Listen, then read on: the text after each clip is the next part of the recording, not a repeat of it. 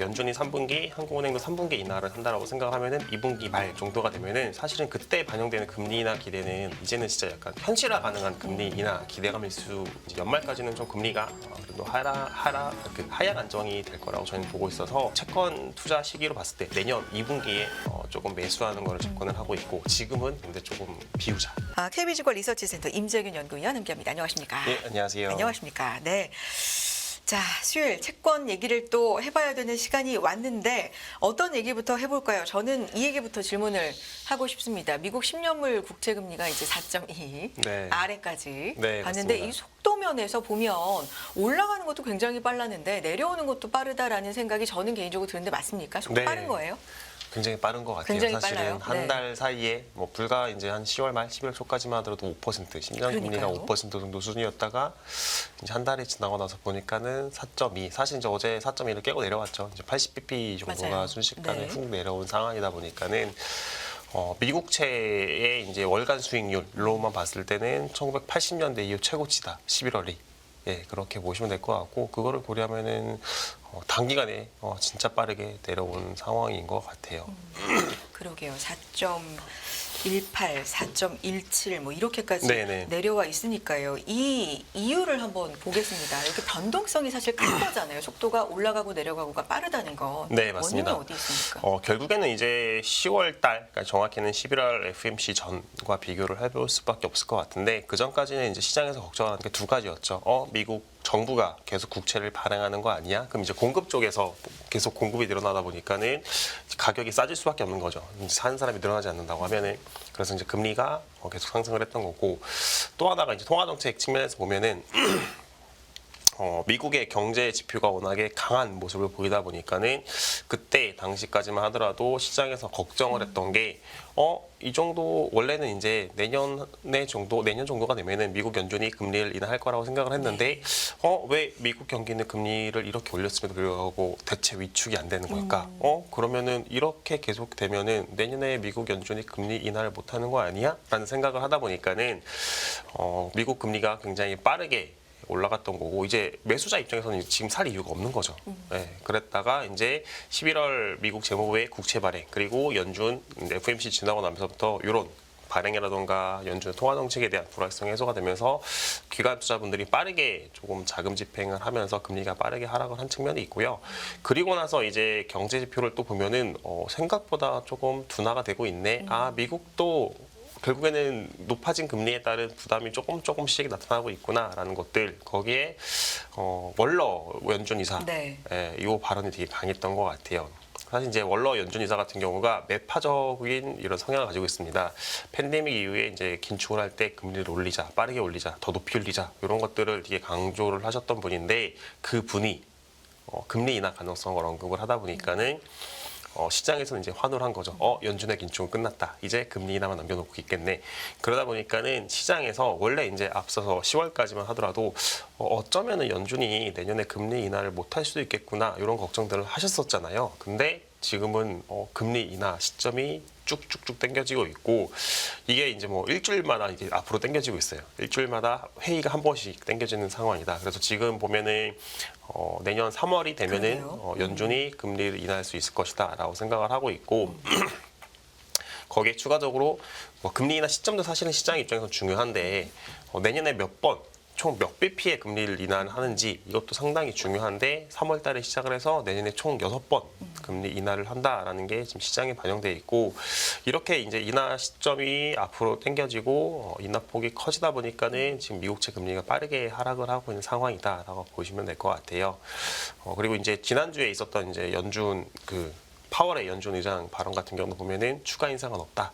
라는 거에 대해서 조금 시그널을 보냈잖아요. 물론 이제 오랜 기간 동안 동결 기간을 유지한다고 했지만은 시장은 이제 이 동결을 오래 유지한다는 것보다는 일단은 파월 연준 의장이 이제 추가 인상이 없다라고 발언을 했네. 이거에 대해서 주목을 하면서 이제 금리가 하락을 한 상황이라고 보시면 될 것 같습니다. 이번 같은 경우는 파월 의장보다는 시기적으로 먼저 얘기를 해서 그런 건지, 아니면 대표적인 매파였기 때문에 그런 건지, 월러 이사의 발언이 훨씬 더 좀 시장에는 크게 작용을 한 것 같아요. 맞습니다. 네. 그 월러 이사의 발언이 더 컸던 것 같아요. 사실은 월러 이사가 이제 계속 뭐 그렇잖아요. 사람들이라는 게 원래 이렇게 계속 긴축에 대해서 이렇게 긴축을 많이 하면 안 돼. 이런 분들이 금리 인하 발언을 하면 원래 저 사람은 저래 이렇게 하는데 긴축을 되게 강조하셨던 분이 저렇게 긴축을 강조한 사람이 금리 인하를 언급을 한다고? 그러면 진짜 할 수 있겠네?라고 생각을 하다 보니까는 시장에서 더 환호를 했던 것 같고. 그렇게 이제 월러 연준 이사의 발언이 나오고 연준 파월 의장 발언이 나오다 보니까는 사실은 이제 시장이 좀 보고 싶은 걸 더 보는 것 같아요. 이분이 매파적인 성향인 월러 이사가 인하를 발언을 했는데 지금 보니까 이분은 또 추가 인상 안 한대. 그러니까 그럼 인하하겠네? 딱 이렇게 가는 상황인 것 같습니다. 그런데 이 채권 금리라는 게 너무 높지도 너무 낮지 지금 상황에서는 좀 안정세를 어느 정도 긴 기간 유지를 하는 게 아니라 이렇게 몇 달 만에 오르고 내리고가 좀 급속하게 이루어지다 보면 단순하게 이 수급적인 측면이 좀 얇다고 해야 되나요? 네. 그런 것만이 아니라 뭔가 이면에 다른 어떤 리스크, 위험이라든지 이런 게 있는 게 아닌가라는 시장에 알게 모르게 한켠에 있는 좀 불안감도 있을 수 있을 것 같거든요. 네, 저희도 사실은 금리가 내려올 거라고 생각을 했는데 네. 지금 레벨 정도가 네. 사실은 제가 생각했을 때 내년 1월 말이나 2월 초 정도의 레벨인 거예요. 그러면은 제가 생각한 것보다 한 2달 정도가 이제 앞당겨진 네. 상황인 건데 확실히 지금 레벨에서 신규로 진입을 하는 거는 좀 부담은 있는 것 같아요. 예를 들면은 지금 이제 연준의 금리 인하가 내년에 총 6번, 3월에 시작을 해서 6차례 인하까지 이제 반영을 하고 있는 상황이라고 했는데 지금 미국 현지 내에서도 이거 좀 너무 과도하다라는 반응들이 나오고 있고 뭐 저희도 이거는 좀 너무 과도하게 앞서 나가는 것 같다. 특히 이제 파월 의장의 발언도 보면은 추가 인상은 없다라고 언급을 했지만은 그렇다고 인하를 할 거라고도 언급은 안 하셨거든요. 오랜 기간 유지하겠다. 그리고 월러 연준 이사의 발언도 보면은 금리 인하에 대해서 시장이 주목을 하고 있는데 이분이 말씀하신 건 조건부예요. 그러니까 이런 조건이 나오면 인하할 수도 있다. 근데 이 조건이 뭐냐면은 향후 3개월에서 5개월간 물가가 둔화되는 걸 확인한다면 이거죠. 그럼 3에서 5개월 정도 잡으면은 이분이 이제 인하 시점에 대해서 언급은 하진 않으셨지만은 빨라야 2분기 정도 생각을 하고 있고, 그럼 이게 뭐 한 명의 의견인지 아니면 연준 내부의 뭐 공통된 의견인지도 중요한데 사실 이 연준 내부에서 아직도 추가 인상을 언급하시는 분도 있고 추가 인상에 대해서 언급은 하지 않더라도 아직은 금리 인상을 말할 때는 아니다. 생각하고 있진 않다라고 하다 보니까는 사실 저희는 연준이 상반기 인하를 할 수 있을까라고 보면은 아직도 이제 저희는 인하 시기는 연준의 인하 시기는 3분기라고 생각을 하고 있고, 그럼 지금 이제 3월달 인하를 반영을 하면서 내려온 게 굉장히 좀 강한 측면들이 있다라고 보고 있고, 그럼 경제지표 측면에서도 보면은 10월과 11월 이렇게 딱 비교를 해보면은 분명히 둔화된 건 맞습니다. 경제지표가 생각보다 조금 내려온 건 맞는데 예를 들면 어떤 측면에서요? 뭐 이제 비농업 부분, 비농업. 고용자 수라던가 물가 측면도 그렇고, 그리고 지난주에 나왔던 ISM 제조업 지수 같은 경우도 원래 이제 컨센서스가 47.6이었는데 46.7이 나왔고, 뭐 간밤에 나왔던 고용도 마찬가지로 네, 맞습니다. 구인 건수 같은 경우도 이제 연준에서 더 많이 본다라고 하는 구인 건수 같은 경우도 873만 건. 네. 이렇게 시장 컨센이 한 970만 건 정도였으니까 생각보다 내려온 건 맞는데, 그럼 이게 이 정도의 지표의 둔화가 연준의 인하 시기를 거의 6개월 이상 앞당기고 인하폭도 100bp 이상 더 키울 수 있는 정도의 지표의 둔화냐라고 보면은 전 아닌 것 같아요. 어쨌든 간에 경제 지표가 약화가 된 거지 꺾여서 이제 둔화, 침체로 가고 있는 건 아니잖아요. 그러다 보니까는 지금의 인하 기대감 시장에서 반영하고 있는 거는 좀 너무 과도한 측면도 있다라고 보고 있고, 이제 전전일인가요? 골드만삭스 같은 경우도 지금 시장 금리 인하 기대 과도하다라고 하고 있고, 어제 같은 경우는 이제 조금 계속 기사들이 나오는 게 시장 그 뉴욕 그 월스트리트 쪽에서도 지금의 금리 인하 기대는 과도하다라고 하는 것들이 이제 조금 이 기대들이 한번 이제 다시 정상으로 간다라고 하면은 조금 금리가 한 번은 올라가는 그림을 그리지 않을까라고 생각을 하고 있습니다. 시장이 어쨌든 억지로 뭘 하려고 하지 않아도 자정적으로 한쪽으로 좀 쏠리다 보면 좀 어느 정도 과했다, 균형을 맞추려는 움직임들이 있잖아요. 네, 맞습니다. 지금 좀 그런 며칠간의 사항으로 볼 수도 있지 않나라는 생각이 드는데, 어찌됐든 지금 금리 인하 시점을 시장이 3월로 앞당겨서 반영을 하고 있지만 지속적으로 3분기나 돼야 될 것이다라고 유지를 하고 계신 거네요. 네, 맞습니다. 저희는 상반기 같은 경우에는 그냥 경기가 둔화되는 걸 확인하고 물가가 꺾여 나가는 걸 확인하는 시기라고 보고 있고, 사실 이제 지금의 지표의 둔화가 연준이 원했던 건가 아니면은 연준이 예상했던 것보다 더 꺾여 내려가고 있는 것인지를 생각을 해보면은 결국에 이제 통화 정책의 긴축이라는 거는 경제 지표가 뭐가 꺾여 내려가고 그래서 수요가 경제 전반적으로 수요가 내려가서 물가가 내려가는 이런 걸 원하는 거잖아요. 그럼 사실은 이 지금의 저희가 확인하고 있는 경제 지표들, 둔화가 되고 있는 경제 지표들은 연준이 중앙은행이 원하는 긴축의 효과라고 보시면 될 것 같아요. 좋습니다. 그래서 뭐 FOMC도 지금 올해 마지막 FOMC 앞두고 있지만 그 직전에 물가도 발표가 되고 좀 중요하게 확인해야 될 것들이 또 있기 때문에 좀 확인을 해보겠고요. 국내 얘기로 좀 넘어와서 보고서 지금 의원님께서 2개를 갖고 오셨는데 하나는 일단 우리나라 얘기예요. 네네. 한국의 물가 컨센은 하회했지만 금리 인하를 앞당기는 것은 무리다. 라는 제목이거든요. 네. 어떤 얘기를 하고 계신 겁니까? 어제 한국의 소비자 물가가 발표가 됐습니다. 이제 시장 예상치가 0.4% 정도였는데 마이너스 0.4. 그러니까 전월 대비로 0.4%가 감소를 한다는 게 시장 예상치였는데 실제 데이터는 마이너스 0.6% 하락을 한 상황이고요. 시장 예상치보다는 좀 더 크게 하락을 했죠. 근데 이게 그러면은 한은에서 계속 언급을 하고 있는 게 통화 정책의 목표는 물가이다.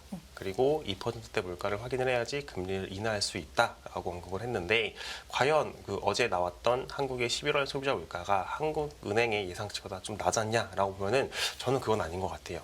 일단은 지난주였죠. 지난주 금통위에서 한국은행이 이제 수정 경제 전망을 발표를 하면서 네. 올해 물가 상승률 전망치를 기존 3.5에서 3.6으로 전망을 했어요. 그럼 사실은 이제 올해 남은 게 11월과 12월 데이터밖에 없다 보니까는 한국은행에서 숫자 11월과 12월 숫자가 어느 정도였는지 이제 역으로 계산하면 추정이 가능하거든요. 근데 요거 보면은 사실은 11월 물가 같은 경우는 한국은행의 물가 예상치 전망 내 좀 밴드 안에 들어와 있는 상황이다라고 보시면 될 것 같고 그럼 한국은행이 금통위 때 어떻게 물가에 대해서 평가를 했냐라고 보면은 내년 상반기까지는 3%대 물가를 지속하다가 네. 그리고 연말 네. 그게 내년 말인 거죠. 내년 말 혹은 2025년 초가 되어야 2%대 초반으로 갈 수 있다라고 언급을 하셨어요. 그러면 사실은 6개월 이상의 시간이 남은 거죠. 2%대 확인하기 위해서는 실제로 한은 총재도 2%대 확인하려면 6개월 이상은 걸릴 것으로 예상을 한다. 그러면은 6개월 이상이면은 이제 지금 12월이니까는 6월인 거죠. 6월 달은 저희는 금통위는 없습니다. 그럼 이제 7월로 넘어가야 되는 건데 그럼 빨라야 7월에 2%대 물가를 확인하면서 인하할 수 있는 거고 근데 지금 이미 기준금리 수준이 국고가 이제 기준금리를 하회를 했죠. 그러면 현재 레벨은 좀 부담스럽다라고 보고 있고 인하 시기도 결국에는 상반기에 좀 나오긴 어렵다. 물가 측면에서 봤을 때 근데 물가 측면은 뭐냐라고 하면은 사실은 한국은행의 통화정책 목표 첫 번째 목표는 물가 안정이기 때문에 물가를 최우선적으로 볼 수밖에 없다라고 보시면 될 것 같아요. 네. 물가가 내려가고는 있지만 아직 멀었다. 네, 아직 멀은 거죠. 네. 사실은 이게 11월 같은 경우 특히 좀 기저 효과라고, 그러니까 이제 계절적인 요인이라고 할까요? 결국에는 왜 내려왔냐라고 보면은 석유류는 이제 국제유가 하락하면서 내려온 거죠. 그리고 농축산물은 보시면은 우리나라가 이제 10월하고 11월 같은 경우가 9월하고 10월은 이제 추석이 껴있잖아요. 그리고 보면은 여름에 뭐 태풍이라던가 장마 이런 것들로 인해서 급등을 하고 그러고 나서 추석을 맞으면 한 번 또 상승을 하죠. 그게 이제 빠지고 나면은 농축산물 가격이 빠지고 실제로 이제 11월 물가가 전월 대비로 마이너스 0.56%를 기록을 했는데 이 두 가지 석유류와 그 다음에 농축수산물의 기여도가 마이너스 0.61%포인트예요. 그러면은 농축수산물과 석유류 부분을 빼면은 네. 사실은 사실은 물가는 증가한 거죠. 그러니까 이제 지금 물가가 하락한 12월 달에 물가가 하락한 거는 사실은 이제 공급 측면, 그러니까 8월부터 10월까지는 사실 공급 충격 때문에 물가가 오른 측면이 있는데 이 부분이 좀 정상화되어가는 과정이다라고 보시면 될 것 같아요.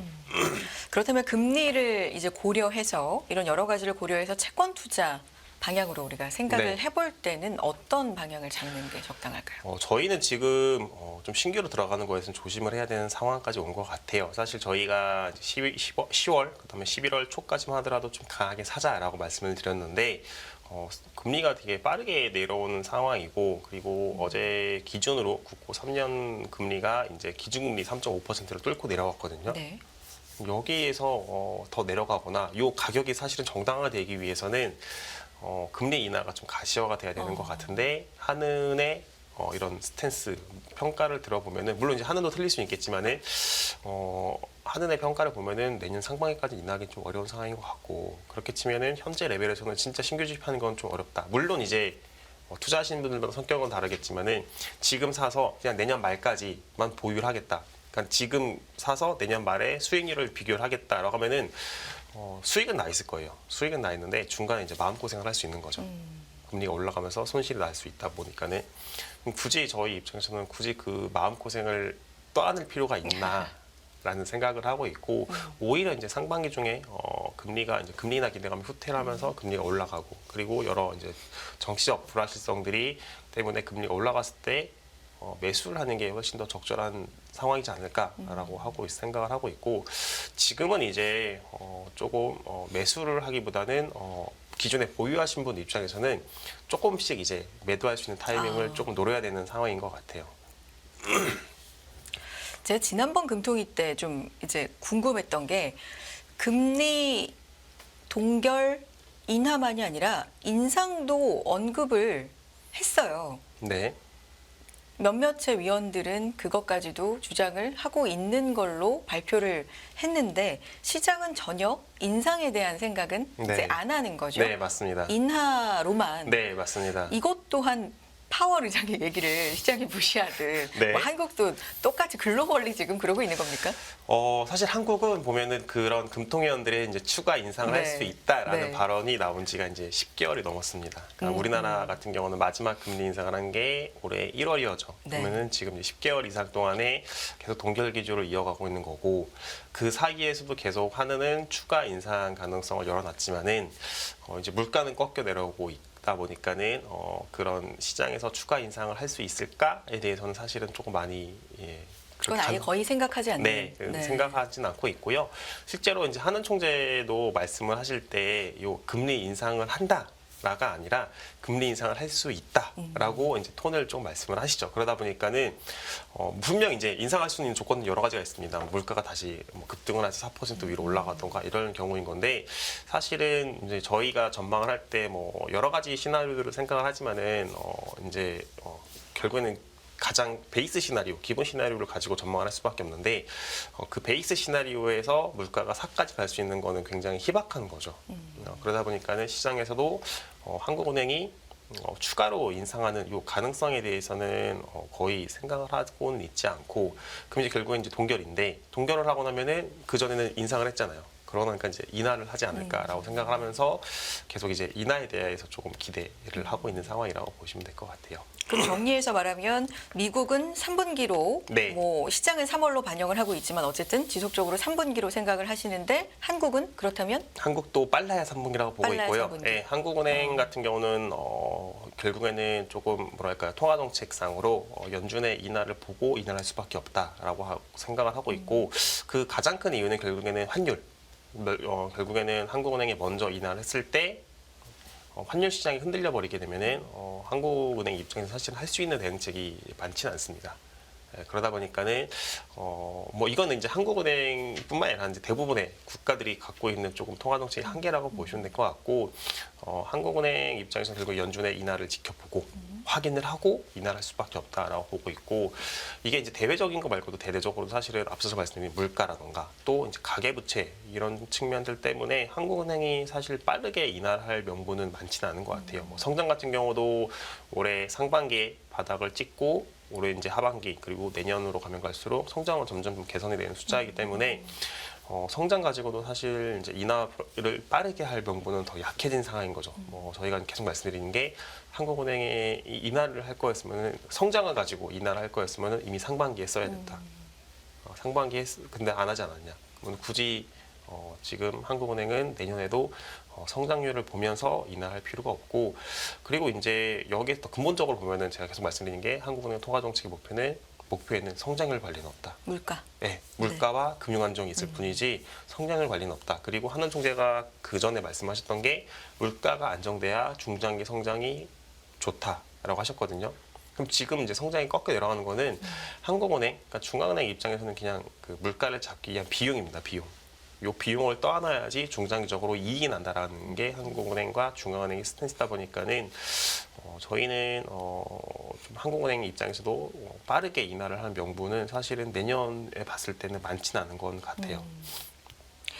그래요. 그러면 이제 두 개의 보고서 중에서 하나는 조금 더 이제 채권 투자 관련된 중심으로 이제 내신 보고서 같은데요. KB, BOK 와치입니다. 네. 고금리를 충분히 장기간 지속할 것을 시사했다. 이제 한국은행의 방향에 대해서 지금 충분히 말씀을 해주셨는데 그래서 시장은 좀 앞서가고 있다는 거잖아요. 네, 맞습니다. 그럼 우리는 어떤 투자 방향을 잡아야 되는 건지 요거를 뭐 아까는 서서히 매도 네. 관점 요거 말씀해 주셨는데 그럼 이걸 짧게 봐서는 안 되니까 내년 3분기까지도 우리가 좀 길게 네, 봐야 네, 되는 네. 거 아니겠습니까? 어떤 맞습니다. 방향 가져가 볼까요? 저희는 이제 뭐 내년 3분기 그리고 내년 네. 말까지 좀 놓고 봤을 때 지금부터 이제 내년 말까지 놓고 봤을 때 지금은 이제 앞서서 말씀드린 것처럼 신규로 들어가는 것보다는 조금 이제 금리가 하락했을 때마다 조금 비중을 줄여나가는 방향으로 가져야 된다라고 보고 있고 네.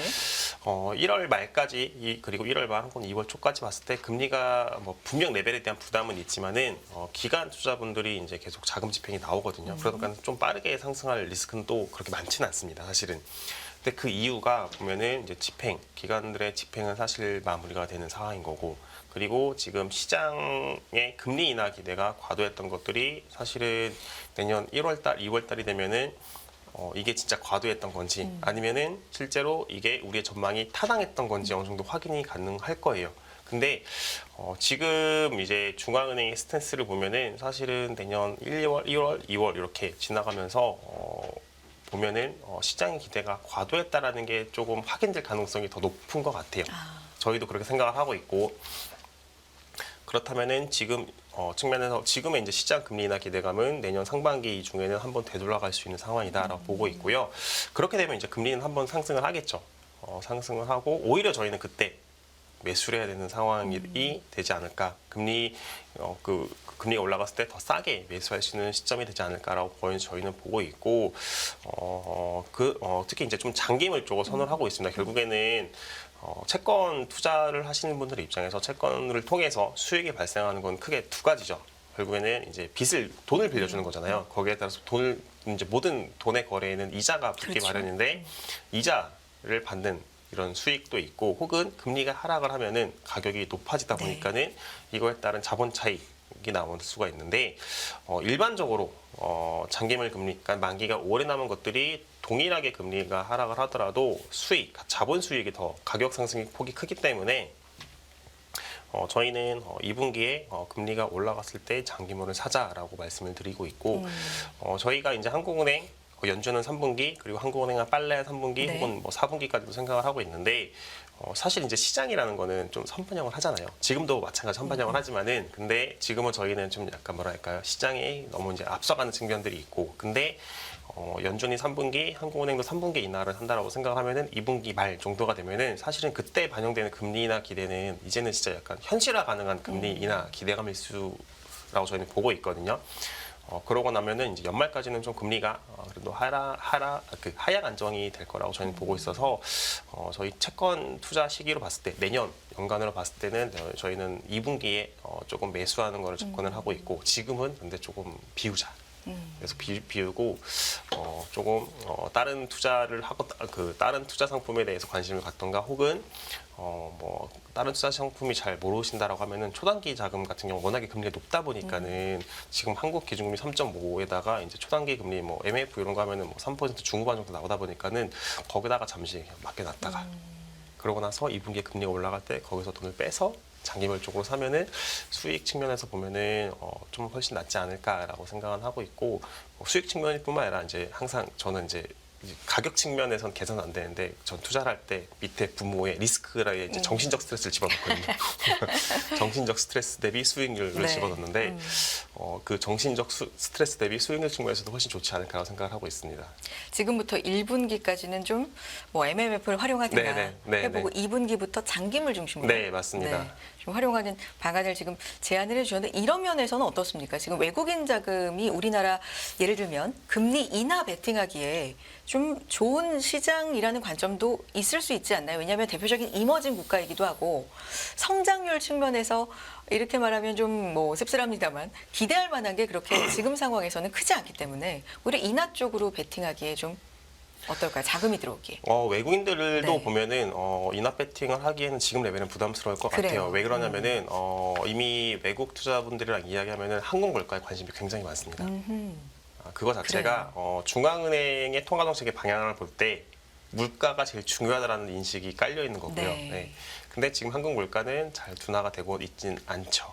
그러다 보니까는 인합 베팅을 하면서 외국인들이 조금 한국 채권 시장으로 들어오기는 현재 레벨을 고려하면은 확실히 부담스러운 상황이다라고 보고 있고, 근데 저희는 이 인합 베팅을 하면서 들어오기는 좀 부담스럽다라고 보고 있지만은 내년 연간으로 봤을 때 외국인은 계속 들어올 수 있는 환경이다라고 보고 있습니다. 그래요. 네, 왜 그러냐면은 결국에는 외국인 들어오는 건 크게 두 가지거든요. 네. 초단기 쪽, 그러니까 단기 1년 미만짜리 단기 쪽과 중장기물인데 1년 미만은 이제 자동차 입거래. 저희는 내년에도 자동차 입거래 수요, 그러니까 유인은 높을 거라고 보고 있고 외국인들의 근데 중장기물 같은 경우에는 금리가 많이 내려왔지만은 중장기물 같은 경우에는 이제 환율을 열고 들어오거든요. 예를 들면은 외국인들은 이제 원화를 갖고 있는 건 아니잖아요. 그럼 그 본인들이 갖고 있는 통화, 예를 들면 대표적으로 뭐 미국 달러를 가지고 원화로 바꿔서 투자를 하고 나갈 때도 똑같이 달러로 바꿔서 나가는 건데 지금 이제 원화가 1,300원을 요 부근에서 움직이고 있는데 뭐 1년 혹은 2년 이렇게 시기를 길게 놓고 봤을 때 원화는 강세로 간다라는 전망이 더 우세한 상황인 거죠. 그러면은 외국인의 입장에서는 이 채권 투자를 했을 때 금리 하락에 따른 가격 상승 플러스 환차익도 나옵니다. 네. 그러면은 사실 우리나라 입장에서는 외국인 입장에서 우리나라에 투자하기 너무 좋은 환경이고 아시아, 그러니까 이머징 전체에서뿐만이 아니라 아시아 채권 시장에서 보면은 결국에는 큰 시장이 한국, 중국, 일본 이렇게 세 가지인데 중국은 조금 많이들 관심이 떨어져 있는 상황이에요. 뭐 대표적으로 어제 이제 중국 그 무디스가 신용등급의 전망을 이제 하향 조정을 했고, 네. 일본 같은 경우는 지금 긴축을 계속 진행을 하고 있는 단계잖아요. 근데 우리나라는 인하에 대해서는 아직 멀었다라고 하고 있지만은 그래도 적어도 추가적인 긴축은 없다. 라고 하면은 사실은 이제 외국인 입장에서 아시아 채권 시장을 봤을 때 한국이 투자하기에 너무나 좋은 환경인 거고 거기에 플러스 이제 작년 10월 17일부터 외국인들의 투자, 채권 투자, 국채라든가 통화채 같은 경우는 세금이 빵입니다. 사실 이제 저희가 받는 수익은 사실 결국엔 세후 수익률인데 그럼 세후 수익률이 좀 차이가 많을 때가 있잖아요. 세금을 떼고 나면은. 근데 외국인 입장에서 우리나라 국채에 투자를 하면은 자기들이 이제 확인하는 수익과 실제로 실현했을 때 세금을 냈을 때 수익이 동일하다 보니까는 메리트가 있는 상황인 거죠. 그래서 저희는 내년에도 외국인들은 계속 들어올 수 있는 환경이다라고 생각을 하고 있습니다. 좋습니다. 자, 그러면 여기까지 들어야 될 것 같은데 마지막으로 FOMC 전까지 우리가 확인해야 될 만한 중요한 사항들 뭘 좀 보고 갈까요? 네, 결국은 FOMC 전까지 두 가지 지표가 나오는 네. 상황인 건데 첫 번째 이번 주 금요일에 발표되는 비농업 부분 그리고 이제 다음 주 FOMC 전에 화요일에 나오는 미국의 소비자 물가 네. 부분이 제일 중요할 것 같고요. 비농업 부분 같은 경우가 이제 사실 20만 건 정도까지 컨센이 이제 증가할 거라고 20만 명이 증가할 거로 나와 있는데 요거를 이제 크게 뭐 하회하지 않는다라고 하면은 사실은 금리 인하 기대가 여기서 더 당겨지기 쉽지 않은 환경인 것 같고 물가도 마찬가지고요. 결국에는 이제 다들 FOMC가 제일 중요한 상황인 것 같아요. 근데 FOMC에서 제일 중요한 건 점도표인 거고 9월 FOMC 점도표에서 내년에 두 차례 인하 전망을 했지만 연준이 사실은 이 두 차례 인하에는 올해 한 번 더 인상을 했을 때 두 차례인 거고 근데 동결한다는 전망이 지금 우세하잖아요. 그러면 그 동결을 했을 때 현재 연준의 전망대로 내년에 한 번 인하를 하는 거거든요. 예, 그런 상황이다 보니까는 사실은 연준이 여기서 뭐 시장의 전망처럼 6차례 인하를 프라이싱을 해줄 거냐라고 하면 저희는 그렇게 생각하지는 않고 있고 좀 호기심이 나올 수밖에 없는 상황인 것 같습니다. 좋습니다. 여기까지 듣겠고요. FOMC 전까지 고용과 물가 지표 확인하면서 또 위원님의 말씀 새기면서 한번 시장 확인해 보겠습니다. KB증권 리서치센터 임재균 연구위원 함께했습니다. 고맙습니다. 네, 감사합니다.